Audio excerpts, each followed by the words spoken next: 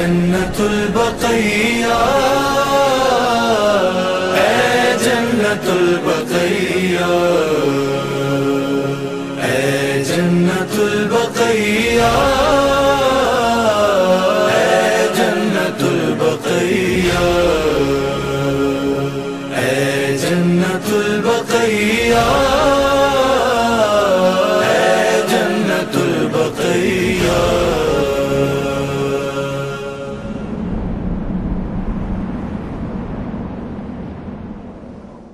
ماشاء اللہ ولا حول ولا قوة الا باللہ العلی العظیم وافوض امری الی اللہ حسبنا اللہ ونعم الوکیل نعم المولا ونعم النصیر۔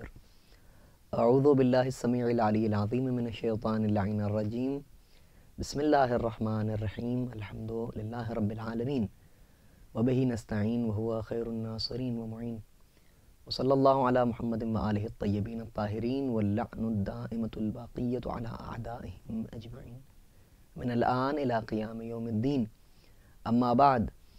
ناظرین کرام، السلام علیکم ورحمۃ اللہ وبرکاتہ۔ میں آپ کا میزبان عباس مہدی افتخاری آپ کی خدمت میں ایک بار پھر حاضر ہوا ہوں، آپ کا پروگرام لے کر، بقی کی ویرانی کب تک۔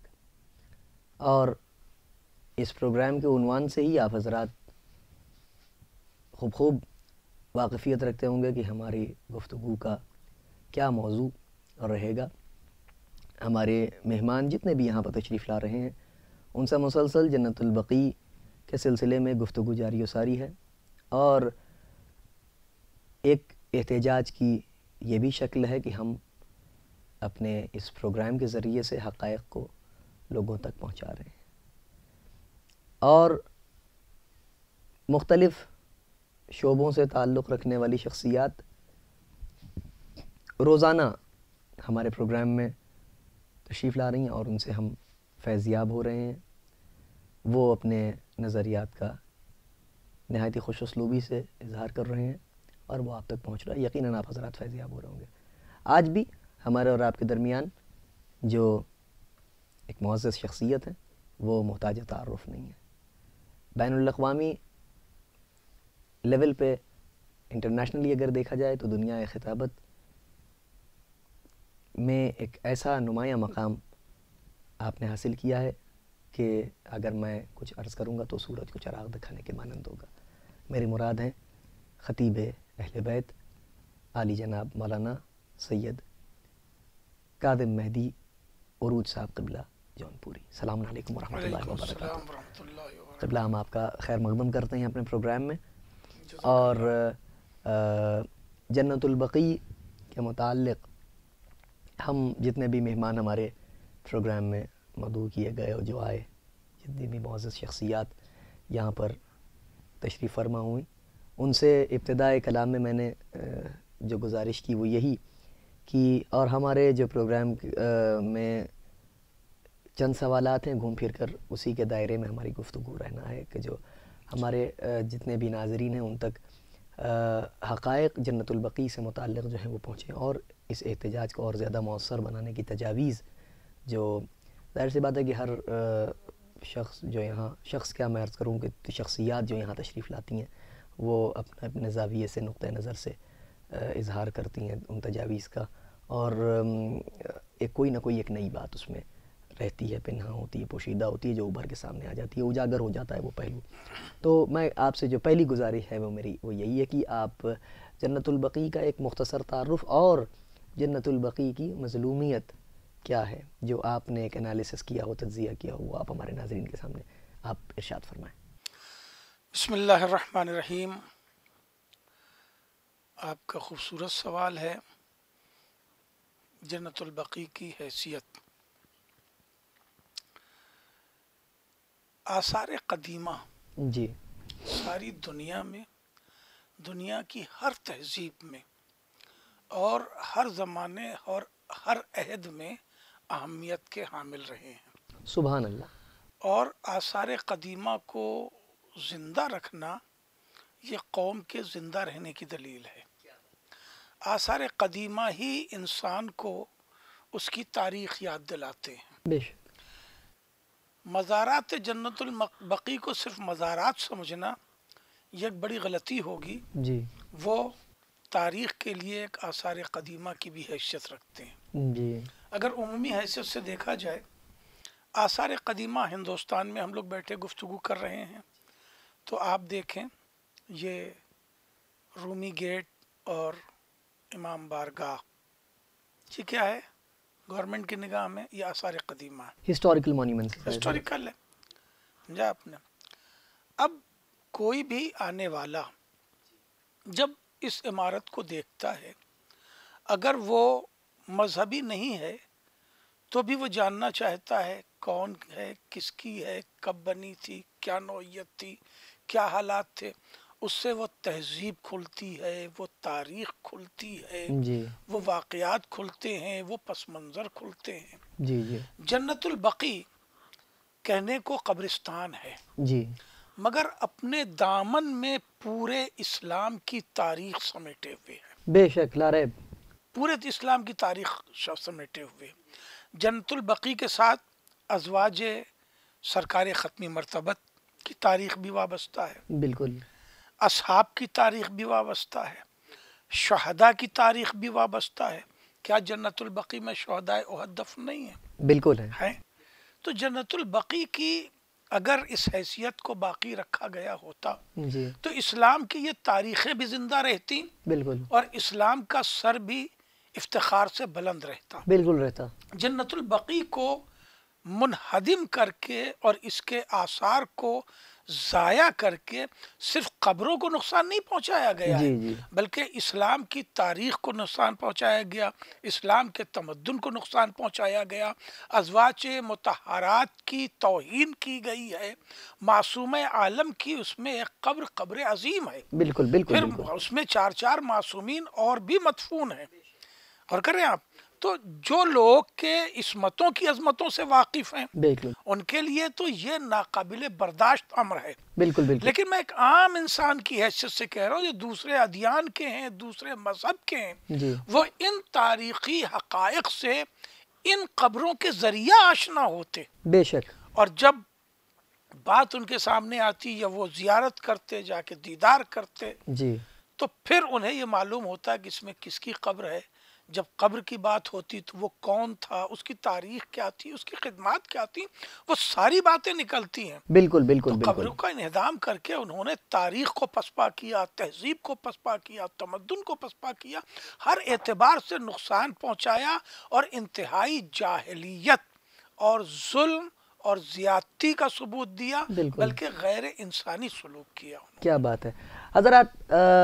اس ایک بیان اور اس ایک جواب سے قبلہ موصوف کے میں یہ سمجھتا ہوں کہ دونوں سوالات کا جواب آپ تک پہنچ گیا ہوگا. بقیع کا تعارف بھی اور مظلومیت بھی کہ ایک تاریخی جگہ, ایک تاریخی خطہ کہ جہاں پر ازواج رسول اور اصحاب رسول جو باوفا رہے ہیں سرکار ختمی مرتبت سے, اور اس کے ساتھ ساتھ شہزادی عالمیان, ملکہ کائنات اور 4 ائمہ طاہرین علیہم الصلاۃ والسلام. ظاہر سی بات ہے کہ ہمارا جو اصل نقطہ نظر ہے احتجاج کا, جو مطمع نظر ہے, ہمارا جو مرکزی نقطہ ہے ہمارے احتجاج کے اس پورے سیناریو کا, اس پورے پروگرام کا, وہ یہی ہے کہ ہم ان مزارات مقدسہ کی تعمیر کے لیے اس کے ضمن میں باقی اور جتنے بھی متعلق رہے ہیں خانوادہ رسالت سے, جو باوفا رہے ہیں, ان کے بھی مزارات مقدس اس میں شامل ہیں. لیکن اصل جو ہمارا موضوع گفتگو ہے وہ یہی, اور جیسا کہ قبلہ نے فرمایا کہ تاریخی حیثیت سے اگر آپ اس کو دیکھیں تو بڑی اہمیت ہے. ظاہر سی بات ہے کہ جب دنیا دیکھے گی تو اگر کوئی غیر بھی آ کے اس کو دیکھے گا تو اس کو ایک تشویش ہوگی کہ بھئی یہ کون ہے, کیا ہے وہ. تو میں گفتگو کو آگے بڑھاتے ہوئے کہ اس سلسلے میں مسلسل احتجاج ہو رہا ہے. جنت البقیع تو اس وقت عالمی پیمانے پر اگر دیکھا جائے تو میں سمجھتا ہوں شاید ہی کوئی ایسا ہو کہ جو اس کی تاریخ سے واقفیت نہ رکھتا ہو, جو اس کو جانتے ہیں وہ جانتے ہیں، جو نہیں جانتے ہیں وہ کہیں نہ کہیں کسی نہ کسی اعتبار سے ان کے ذہن کے کسی نہ کسی گوشے میں ایک بات ضرور ہوگی کہ آخر یہ جو شیعہ اپنے آپ کو کہتے ہیں، یہ 2 مہینے 8 دن تھی نازنی کر رہے ہیں، مجلسیں کر رہے ہیں، رو رہے ہیں، سال بھر مجالس کے ذریعے سے ریلیجس گیدرنگز میں اپنے کچھ دیر کے لیے تو بہت محظوظ ہوتے ہیں اور اس کے بعد پھر گریا کناں ہوتے ہیں، وہ ایک پورا خاکہ ان کے ذہن میں ہے. پھر اس کے بعد اچانک پھر یہ کسی پرٹیکولر ڈیمالشڈ ڈوم کے لیے وہ صدائے احتجاج بلند کرتے ہیں، وہ ساری باتیں. تو میں جو سوال کرنا چاہتا ہوں وہ یہ ہے کہ اور ظاہر سی بات ہے کہ میں نے یہ سوال تقریباً سارے پروگرامز میں ہی کیا، اور وہ ہمارے پروگرام کی ایک بیسک نیڈ بھی ہے اور ضرورت بھی ہے، اور اسی کے ارد گرد ہمارا پروگرام بھی ہے کہ سال میں ایک دفعہ احتجاج ہوتا ہے، شہروں میں، قصبوں میں، قریہ قریہ، کو بکو، خانہ بخانہ، جہاں جہاں پہ اہل بیت علیہ السلام کے چاہنے والے ہیں، وہ 8ویں شوال کو اس کا احتجاج کرتے ہیں. جو انگریزی تاریخ ہے اس میں بھی لوگ صدائے احتجاج بلند کرتے ہیں. آیا سال میں ایک مرتبہ احتجاج ہماری اس ذمہ داری کو، جسے شرعاً اگر دیکھا جائے یا اخلاقاً دیکھا جائے یا انسانی اعتبار سے دیکھا جائے، جس زاویے سے دیکھا جائے، تو آیا یہ اس ذمہ داری سے ہم سبکدوش ہو جاتے ہیں ایک دن احتجاج کر کے سال میں، یا اس احتجاج کو مسلسل رہنا چاہیے؟ ایک سوال. دوسرا جو ہے وہ اسی پر میں سمجھتا ہوں کہ یہ آخری سوال قرار دوں گا اس کو میں، اور پھر اس کے بعد پھر آپ ہی اس کو آگے بڑھائیں گے اور اسی پر گفتگو آپ تمام کریں گے، کیونکہ یہی ہمارا آخری جو سوال ہے وہ یہ ہے کہ اس کے علاوہ قریہ بقریہ جو احتجاج ہے چینلز کے ذریعے سے اور دیگر پلیٹ فارمز کے ذریعے سے، جو بھی کیا کہتے ہیں جس بھی شکل میں احتجاج ہو رہا ہے، اور ایسی کیا تجاویز آپ کی نظر میں ہیں؟ کیونکہ آپ ظاہر سی بات ہے کہ آپ میں سمجھتا ہوں کہ پوری دنیا آپ گھوم چکے ہیں ذکر امام حسین علیہ السلام کی غرض سے. آپ مختلف ملک و بیرون ملک میں آپ تشریف لے جا چکے ہیں. میں سمجھتا ہوں جہاں تک میرے علم ہے کہ آپ تقریباً پوری دنیا تو آپ گھوم ہی چکے ہوں گے، کافی حد تک دنیا کے کافی حصوں میں آپ پیغام اہل بیت علیہ السلام کی نشو و نما اور نشر و اشاعت کر چکے ہیں. تو ایسا اور کیا آپ کی نظر میں ایسی اور کون سی مؤثر تجویز ہے کہ جس سے ہم اس صدائے احتجاج کو اور زیادہ اپ گریڈ کر کے اور اسے ہم عالمی پیمانے پر اسے شہرت تو اس کی ہے ہی، ٹرینڈنگ ہے ٹویٹر پہ پچھلے سال سیکنڈ موسٹ ٹرینڈنگ جو ٹویٹ رہا وہ یہی رہا، ری بلڈ جنت البقیع، ہیش ٹیگ ری بلڈ جنت البقیع. اس کے ضمن میں اور بھی بہت سے ہیش ٹیگس تھے جو جنت البقیع سے ہی متعلق تھے. تو اور کیا ایسا وہ ہو سکتا ہے کہ جس کو ہم اس سیکنڈ ٹرینڈنگ جو محض ایک social media plate form Twitter ہے اس پر ہے، اس کو ہم کیسے فرسٹ ٹرینڈنگ اور موسٹ ٹرینڈنگ موضوع بنائیں عالمی پیمانے پر کہ انٹرنیشنل کورٹ آف لا، اس کے علاوہ اور دیگر جو ہیومن رائٹس اور اقوام متحدہ اور دیگر جو کیا کہتے ہیں اس قسم کے ادارے ہیں جو چیخا کرتے ہیں، شور مچائے کرتے ہیں عدل کے لیے اور انصاف کے لیے، اور ایسا کیا ہم کر سکتے ہیں کہ جس سے ان کے کانوں میں یہ بات جائے اور ان کے زیر نظر یہ تمام چیزیں پہنچیں، اور اس کے بعد پھر وہ پریشرائز کریں ان ظالم حکمرانوں کو کہ ہمیں، وہ خود تو نہ کریں کوئی مسئلہ نہیں، ہمیں ہی اجازت دے دیں کہ ہم ہی جائیں اور اپنی شہزادی اور اپنے ائمہ طاہرین علیہم السلام اور باوفا اصحاب اور ازواج مطہرہ جو ہیں ان کے قبور پر ہم قبہائے مقدس کی تعمیر کریں. بسم اللہ الرحمن الرحیم. دیکھیے میں نے ابھی آپ سے گزارش کی اس کی تاریخی حیثیت سے اور مظلومیت سے. جی میں ایک سوال قائم یہ کر رہا ہوں کہ کیا مدینے میں رسول اللہ صلی اللہ علیہ وسلم کا روضہ ہے کہ نہیں ہے؟ بالکل ہے. رسول اللہ صلی اللہ علیہ وآلہ وسلم کا روضہ اس طرف ہے، سامنے جنت البقیع ہے، اور پوری جنت البقیع میں معصوم عالم سے محترم کوئی نہیں ہے. بے شک، لا ریب.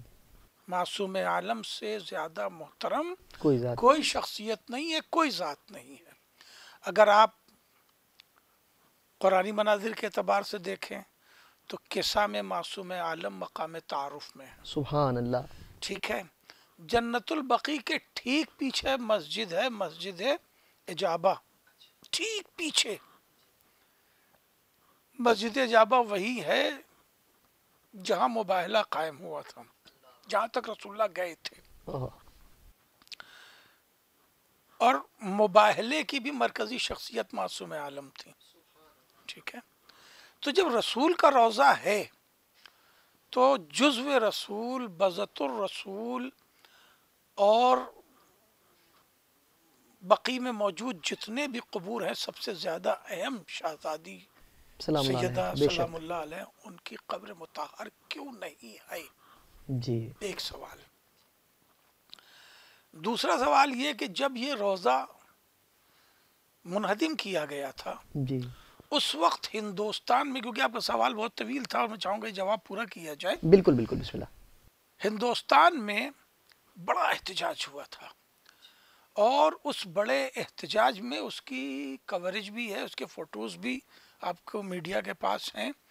उसमें हिंदुस्तान के अहले सुन्नत, शिया, मुस्लिम लीग के लोग, ये सब शरीक हुए थे। क्या बात है, क्या बात। और यहाँ से एक वफ्द गया था वहाँ सऊदिया, एहतजाजन वफ्द गया था सऊदिया, और वहाँ उन्होंने मुलाकात की और वहाँ भी एहतजाज दर्ज किया। अच्छा अच्छा हमसे कोताही ये हुई, ये उस साल की बात है जिस साल इनेदाम हुआ है। अच्छा अच्छा जी, अच्छा, हमसे कोताही ये हुई कि हम इसको एक दिन महदूद वही शोर व शैन के ही हवाले से मुनक़िद करते रहे, इसे हमने कंटिन्यू नहीं किया, जी मुनज़्ज़म नहीं किया, इज्तिमाइयत पैदा नहीं हुई। बिल्कुल, और हमने जो लोग, पाकिस्तान तो उस वक्त नहीं था, कदीम हिंदुस्तान था, उधर से लेके इधर तक पूरे हिंदुस्तान से ज़बरदस्त एहतजाज बुलंद हुआ था। क्या बात है। हमने उस एहतजाज में शामिल दूसरे तमाम तबके के लोगों को जोड़ा नहीं, ये हमारी गलती थी। क्या बात है। और नतीजा ये हुआ कि इसे सिर्फ शियों का एहतजाज बना के पेश किया गया और उसके बाद मामला ख़राब हो गया। ठीक है, इसे तो सबको मिला के साथ रखना चाहिए। बिल्कुल बिल्कुल बिल्कुल, इसलिए कि हमारे लिए सबसे अहम है मासूम आलम, सबसे अहम है मासूम आलम। लेकिन दूसरों के अलावा अगर कोई और भी अहम है तो उसको भी हमें साथ लेके बिल्कुल लेके और चलना पड़ेगा। इज्तिमाइयत पैदा करके हमें इसके खिलाफ खड़े होना चाहिए था और इसे कंटिन्यू करना चाहिए था। बिल्कुल, आप देखिए आज दूसरे अफराद इस्लामी नजरियाती शोबे के, जी, मसलक कह लें दूसरे लफ्जों में, कोई आपके साथ शरीक नहीं है, जी जी जी, आप अकेले हो गए। जी, क्यों अकेले हुए? जुल्म है ना, जुल्म किसी एक फर्द के साथ तो नहीं था। कोई सवाल ही नहीं उठा। रसूल की बेटी जो है वो सिर्फ शियों की लिए मोहतरम और अजीम तो नहीं है। ठीक है, और फिर उसमें असहाब भी हैं और शुहदाए ओहद, शुहदाए बदर तो बहुत अहमियत रखते हैं भाई। बिल्कुल बिल्कुल रखते हैं। ठीक है, तो हमने उस इज्तिमाइयत को जो है उसका फ़ायदा नहीं उठाया और इसे एक तरफ कर दिया। एक तो ये हमारी कमज़ोरी हुई। बिल्कुल, दूसरी वजह ये कि जो हम आपके अभी एहतजाज कर रहे हैं, तो भाई देखिए ऐसा है कि ये व्हाट्सअप खेल अब बहुत नज़र आ रहा है जाहिर सी बात है। और इससे कुछ होना जाना नहीं है। बिल्कुल, अब मैं तो सोशल मीडिया का आदमी नहीं हूँ, मगर मैं देखता हूँ या महसूस करता हूँ, मेरा एक ग्रुप है तो मैं आपको इत्तला दूँ, आप मुझे इत्तला दें, फिर मैं आपको इत्तला दूँ, आप मुझे इत्तला दें। सही, इससे ज़माना का रोशनास हो रहा है। जाहिर सी बात है। अगर आपको सोशल मीडिया इस वक्त की बहुत बड़ी ताकत है, इसमें कोई शक नहीं है कि सोशल मीडिया इस वक्त की बहुत बड़ी ताकत है, लेकिन इस एहतजाज को सोशल मीडिया पर लाना है तो इसका एक मजबूत प्लेटफॉर्म बनाना होगा कुछ इस तरह से कि जब ये मैसेज सोशल मीडिया पर जाए तो एक तो तफसील से जाए ताकि जो पहला देखने वाला है उसे समझ में आए कि ये बात क्या है, और दूसरे ये कि दुनिया के हर तबके तक पहुंचे, बिल्कुल, हर जुबान तक पहुंचे। बिल्कुल, आप समझ रहे हैं? बिल्कुल, हम कह रहे हैं कि हम यहाँ हिंदुस्तान में उर्दू में जो है वो एहतजाज कर रहे हैं, क्या बात है ना, बंगाली वाले को खबर ही नहीं है, तमिल वाले को खबर ही नहीं, तेलुगु वाले को खबर ही नहीं। तो एक तो ये इज्तिमाइयत पैदा होनी चाहिए लिसानी एतबार से भी, बिल्कुल बिल्कुल, तहजीब सकाफी एतबार से भी, हर एक को इत्तला इसकी हो, तब आपका एहतजाज मजबूत होगा। क्या बात है, क्या बात है। दूसरी वजह, सियासी तौर पर हमें ये मालूम करना चाहिए कि ہر دنیا کے ہر ملک میں جی وہ سیاسی اہم لوگ کون ہیں جی جو جنت البقیع سے ہمدردی اور محبت رکھتے ہیں؟ سبحان اللہ، کیا بات ہے. عیسائی بھی ہوگا، اگر اس کے اندر شرافت ہوگی، بالکل بالکل انسانیت ہوگی تو وہ ہمدردی کرے گا. دوسرے مسلک مذہب کے لوگ ہوں گے، مان لیجئے یہودی تو سازشی ہیں، یہودی تو انوالو ہیں، ٹھیک ہے، مگر بودھسٹ ہیں، جینیز ہیں، دوسرے لوگ ہیں، بہت سارے لوگ آپ کو ملیں گے. ایگزیکٹلی جی مانو ادھیکار کی جو آپ نے بات کہی ہے نا، تو جو اس سے لوگ جڑے ہوئے ہیں، ہیومن رائٹ سے لوگ جڑے ہوئے ہیں ہے نا، یا انسانی حقوق کے شعبوں سے جو لوگ جڑے ہیں، اس میں ہر مذہب کے لوگ ہیں اور وہ شرافت اور انسانیت کے تقاضوں کو پورا کر رہے ہیں. بالکل کر ہمیں ان کو لینا ہوگا، ہر ملک سے اس آدمی کو لینا ہوگا جی کہ جو ظلم کے خلاف بولنا جانتا ہے یا بول سکتا ہے. جی جی جی تو وہاں کی مملکت سے یہ آواز اٹھوانی ہوگی. کیا بات ہے. اس طرح کی اجتماعیت پیدا ہونی چاہیے. ہوں ہندوستان سے جو سیاسی لیڈر ہیں جو بول سکتے ہیں، ایوان میں بول سکتے ہیں، تو یہ بات ایوان کے ذریعے اٹھائی جائے، ایگزیکٹلی جی ہے کہ نہیں؟ ایوان کے ذریعے اٹھایا جائے. آپ کا پڑوسی ملک ہے پاکستان ہے، وہاں بہت سارے شیعہ جو ہیں وہ منسٹرز ہیں، ان کے ذریعے اٹھائی جائے. کویت کے اندر آپ دیکھیے بہت سارے شیعہ منسٹرز ہیں، ان سے کنورسیشن ہونا چاہیے، ان سے گفتگو ہونی چاہیے، بالکل ان کے سامنے ایک پلان رکھنا چاہیے. تو ہر ملک کا سیاسی آدمی جب اپنے اپنے ایوان سے اس بات کو اٹھائے گا تب عالمی پیمانے پر آپ کی ایک طاقت بنے گی آواز میں، بالکل بالکل کہ بھئی یہ کوئی ایسی ہے کہ جس کو ساری دنیا مان رہی ہے اور مانگ رہی ہے، کیا کہنا کیا ہے نا. کہنا. تب وہ کچھ سوچیں گے، ورنہ یہ سعودیہ کے حکمران جی بکے ہوئے لوگ ہیں، امریکہ اور یہودی کے پٹھو ہیں، اور یہ اسلام کی تاریخ، تہذیب، شخصیت سب کو مجروح کرنے پہ لگے ہوئے، بالکل بالکل بالکل. اور کل ہی نہیں آج بھی کر رہے ہیں. آپ جنت البقیع کے بعد کتنے آثار ہیں جو برباد کر دیے گئے. برباد کر دیے مسجد گئے. مولا علی ابھی تک کھلی نہیں ہے، صرف اس لیے کہ مولا علی کے نام کی وہ مسجد ہے. کتنی دور ہے مسجد نبوی سے؟ صحیح ہے؟ صحیح. میں سمجھتا ہوں کہ آدھا کلومیٹر بھی تو نہیں ہوگی جی مسجد نبوی سے. جی اس جی میں تالا پڑا رہتا ہے، اس لیے کہ مولا علی کا نام ہے اس میں. جی کیا مطلب ہے؟ مولا علی تو اگر چوتھائی خلیفہ مانتے ہو تب بھی کھولنا چاہیے، صحیح. ہے. اگر مولا کائنات کو رسول کا داماد مانتے ہو تو بھی اہمیت دینی چاہیے، ہے. اگر مجاہد اسلام مانتے ہو تب بھی اہمیت دینا چاہیے. تو بھی احترام کرنا چاہیے. مگر یہ کیوں نہیں کیا جا رہا؟ اس کا مطلب یہ ہے کہ اس کے پیچھے سازش ہے. تو ہمیں ایک اجتماعیت پیدا کرنی ہوگی عالمی طور پر. بالکل بالکل صرف بالکل شور و شین سے بات نہیں نہیں بننے والی. حضرات ناظرین کرام، مولانا موصوف کی اس پوری گفتگو سے میں سمجھتا ہوں کہ میرا سوال اب یہاں پر تشنا نہیں رہے گا، وہ مکمل ایک جواب ملا، اور آپ تک بھی یہ جواب مجھے یقین ہے کہ پہنچ چکا ہوگا. ہر زاویے سے آپ اگر اس پورے جواب کو ایگزامائن کریں گے، اس کا انالیسس کریں گے، اس کا تجزیہ کریں گے، غور و خوض کریں گے، فکر کریں گے، تعقل کریں گے، تدبر کریں گے، تو آپ کو ایک نتیجہ، میں مسلسل یہ کہہ رہا ہوں کہ ہمارے جتنے بھی مہمان یہاں تشریف لاتے ہیں وہ اپنے اپنے نقطہ نظر سے اپنے خیالات کا اظہار کرتے ہیں، اور یقیناً وہ تمام باتیں اگر آپ یکجا کر کے اور ان کو آپ ایک یہ سمجھ لیں کہ ان مختلف تقاریر کو، ان مختلف بیانات کو اگر آپ ایک بیان کی شکل میں دیکھیں گے تو اس سے جو نتیجہ ابھر کے سامنے آئے گا وہ بہت ہی خوبصورت ہوگا، اور احتجاج کو مؤثر بنانے کے بہت سے طریقے آپ کے سامنے ہوں گے، کہ جن میں سے کوئی ایک طریقہ بھی اگر آپ نے چن لیا تو میں سمجھتا ہوں کہ یہ صدائے احتجاج ہماری عالمی پیمانے پر ایک عظیم شہرت کی حامل ہوگی. میں آخر کلام میں ہمارے جو معزز مہمان ہیں آپ کی خدمت میں بے پناہ شکریہ ادا کرتا ہوں آپ کا، کہ آپ نے بہت ہی قیمتی وقت اپنا ہمیں مرحمت فرمایا، ہماری نحیف آواز پر آپ یہاں تشریف لائے اتنی مصروفیات کے باوجود، کیونکہ میں بخوبی واقف ہوں آپ کی تمام تر مصروفیات سے، مگر یہ کہ پھر بھی ہم آپ پوری ٹیم کی طرف سے اپنا بہت بہت آپ کا شکریہ ادا کرتے ہیں، اور آپ حضرات کا بھی بے پناہ ممنون و مشکور ہوں کہ آپ حضرات مسلسل ہمیں سماعت کر رہے ہیں، اس پروگرام کو ملاحظہ کر رہے ہیں. اس دعا کے ساتھ خداوند عز و جل جلد سے جلد امام عصر کے ظہور میں تعجیل فرمائے. اللہم عجل لولیک الفرج، اللہم عجل لولیک الفرج، اللہم عجل لولیک الفرج. میں آپ سے رخصت طلب کرتا ہوں. خدا حافظ و ناصر. والسلام علیکم ورحمۃ اللہ وبرکاتہ.